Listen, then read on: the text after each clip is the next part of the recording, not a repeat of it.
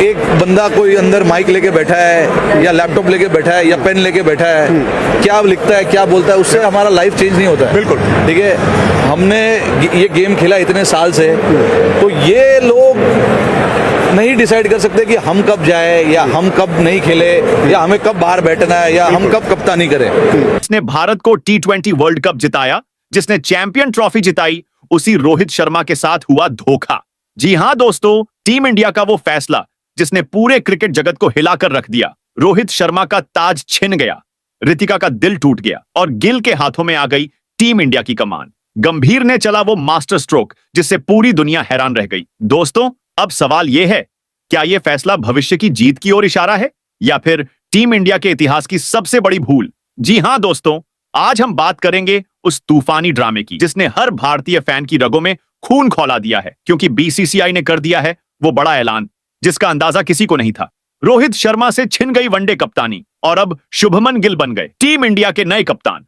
दोस्तों, क्रिकेट सिर्फ खेल नहीं है, ये भावनाओं का महासागर है और जब किसी का ताज छिनता है तो सिर्फ खिलाड़ी नहीं टूटता, उससे जुड़ी पूरी दुनिया बिखर जाती है। रोहित शर्मा टीम इंडिया का वो शेर जिसने अपने बल्ले से गदर मचाया, जिसने कप्तानी में ट्रॉफियां दिलवाई, जिसने हर फैन को जीत की आदत डाल दी, लेकिन अब वनडे कप्तानी उनसे छीन ली गई। अंदर से आई खबरें बताती हैं, जब यह फैसला मीटिंग में हुआ और उसके बाद रोहित को फोन पर बताया गया तो पूरा माहौल सन्नाटे में डूब गया। दोस्तों, अहमदाबाद में हुई वो बीसीसीआई की मीटिंग अब किसी फिल्मी सीन से कम नहीं लगती।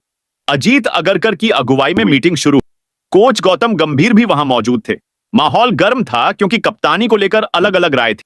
कुछ लोग बोले रोहित ही कप्तान बने रहना चाहिए, कुछ ने कहा कोहली को फिर से मौका मिलना चाहिए, लेकिन गंभीर ने बीच में ही टेबल पर हाथ मारकर कह दिया, अब बस टीम इंडिया को चाहिए नया खून, नई सोच, कप्तानी संभालेंगे शुभमन गिल। और दोस्तों, जो गंभीर कह देते हैं वो वही होता।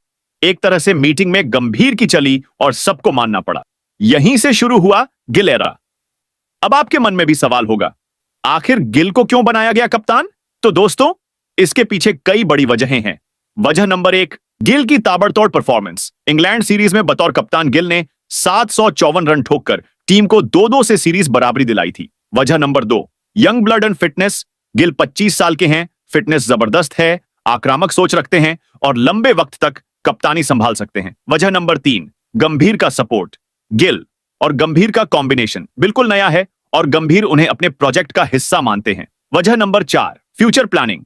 2027 वर्ल्ड कप को ध्यान में रखकर गिल को कप्तान बनाने का फैसला लिया गया। यानी दोस्तों, यह फैसला सिर्फ आज के लिए नहीं है, यह आने वाले 5 सालों का रोड मैप है। सच कहा जाए तो यह सिर्फ कप्तानी बदलना नहीं, एक युग का अंत है। जब यह खबर बाहर आई तो विराट कोहली भी हैरान रह गए, क्योंकि कोहली सोच रहे थे कि अगर रोहित नहीं तो शायद उन्हें कप्तानी वापस मिल सकती है, लेकिन सब कुछ बदल गया। रोहित के लिए यह फैसला किसी तूफान से कम नहीं। सूत्र बताते हैं, मीटिंग खत्म होने के बाद जब उन्हें फोन पर यह खबर दी गई तो वो कुछ देर तक बिल्कुल चुप रहे। उन्होंने सिर्फ इतना कहा, ठीक है टीम के लिए जो बेहतर समझो। लेकिन दोस्तों, अंदर ही अंदर रोहित का दिल टूट चुका था। खबरें यह भी हैं कि वो आने वाले दिनों में कोई बड़ा फैसला ले सकते हैं, शायद वनडे से संन्यास। दोस्तों, इस टीम ऐलान का एक और बड़ा पहलू है, जसप्रीत बुमराह को आराम दिया गया है, क्योंकि लगातार क्रिकेट खेलने से उनकी फिटनेस पर असर पड़ सकता था। वहीं हार्दिक पांड्या चोट की वजह से बाहर हैं और ऋषभ पंत अब भी रिकवरी मोड में हैं।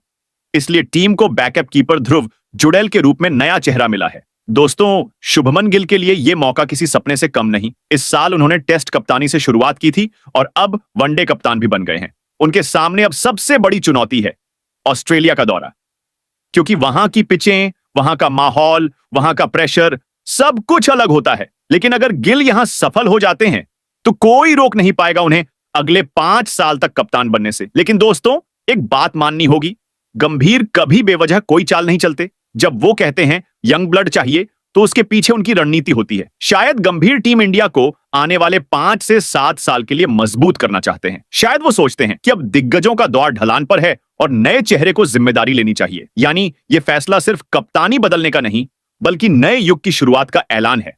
दोस्तों, आप क्या सोचते हैं? दोस्तों, क्या गिल सच में रोहित का असली उत्तराधिकारी साबित होंगे या फिर रोहित की कमी हमेशा खलती रहेगी? कमेंट में जरूर बताइएगा।